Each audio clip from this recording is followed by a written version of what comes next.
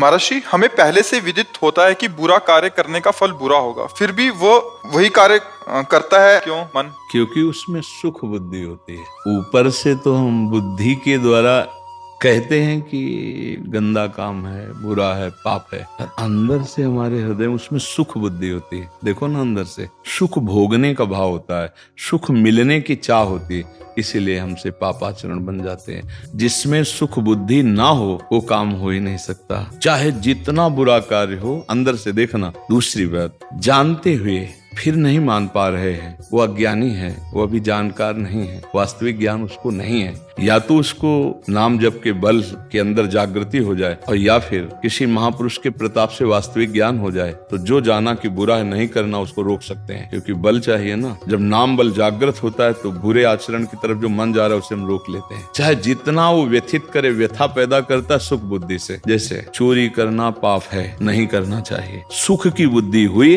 अब बार बार सलाह दे रही पवित्र बुद्धि, अगर पकड़े गए तो डंडा चलेगा, अपमान होगा। पर सुख बुद्धि, धन में महत्व बुद्धि, धन में महत्व बुद्धि क्यों? अगर धन की भोग सामग्री ना मिले तो धन का कोई महत्व नहीं। अब बताओ, अगर जो 2000 का नोट है बंद हो चुका है ना, अब एक ट्रक आपको दे दिया जाए नोट है नहीं फायदा है। 500 रुपया एक रास्ते में पड़े हो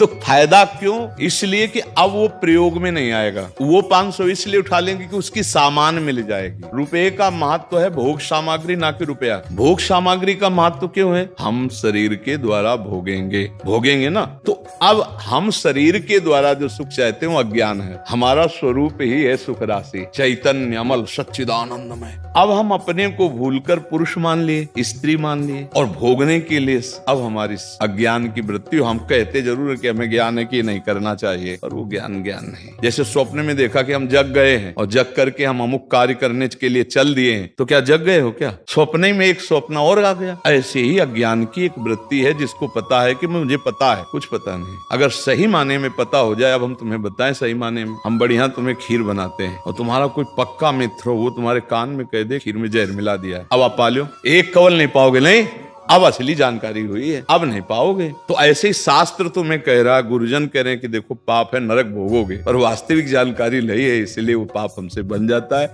और ये आपसे ही नहीं, ये पूरे संसार का खेल है। पूरे संसार, कोई बिरला इससे बच पाता। बिरला वही, या तो उससे शुद्ध ज्ञान हो जाए भगवान की गुरु कृपा से, और या नाम जप के द्वारा वो अपना आध्यात्मिक बल लेकर। अगर सत्य से चलोगे तो हम कई बार कहा है, नमक रोटी खाओगे पर अच्छे रहोगे, शांति रहेगी हृदय में, चैन रहेगा। अधर्म का पैसा लाओगे, बहुत खतरा है उसमें, पक्का खतरा है, 100% खतरा है, 1% भी छूट नहीं। धर्म से सर्वनाश ही होता है।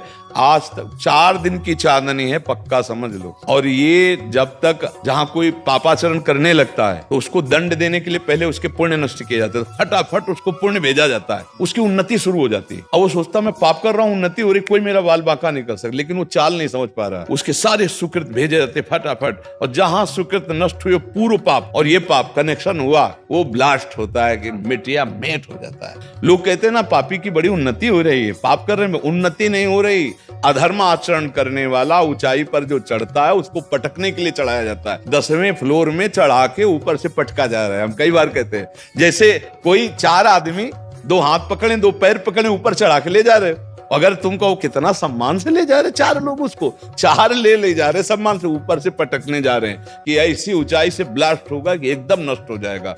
धर्मात्मा आदमी दीपक की तरह जलता है, और अधर्मी हाइलोजन की तरह एकदम फोकस हुए, ये जय जय जय जय मिट्टी में मिल गए। दुकान मकान स्वयं सब नष्ट भ्रष्ट। आंखें खोल के देख लो, तुम लोग तो समाचार पढ़ते हो, संसार को देखते हो। शुभ और अशुभ कर्मों का भोग भोगना पड़ता है। ये बात जानते हुए भी हमसे गलती हो जाती है, क्योंकि हमारे अंदर बल खत्म हो चुका है। ये इंद्रिय और मन ने हमें गुलाम बना लिया है। इसीलिए हम सबसे प्रार्थना करते हैं, नशा मत करो, मांस मत खाओ, पराई बहनी बेटियों की तरफ गंदी दृष्टि से मत देखो, नाम जप करो। उससे क्या होगा? आपका प्रकाश हो जाएगा। और एक बात समझ लो, हो सकता है जिस दिन से तुम अच्छे चलना शुरू करो तो अब तुम्हें आगे महासुख मिलना, तो तुम्हारे पाप का कनेक्शन जुड़ जाए। हर कदम पे विपत्ति, पर आप पक्का समझ लीजिए कि वो आपके पाप नष्ट हो रहे हैं, आगे महासुख आने वाला है।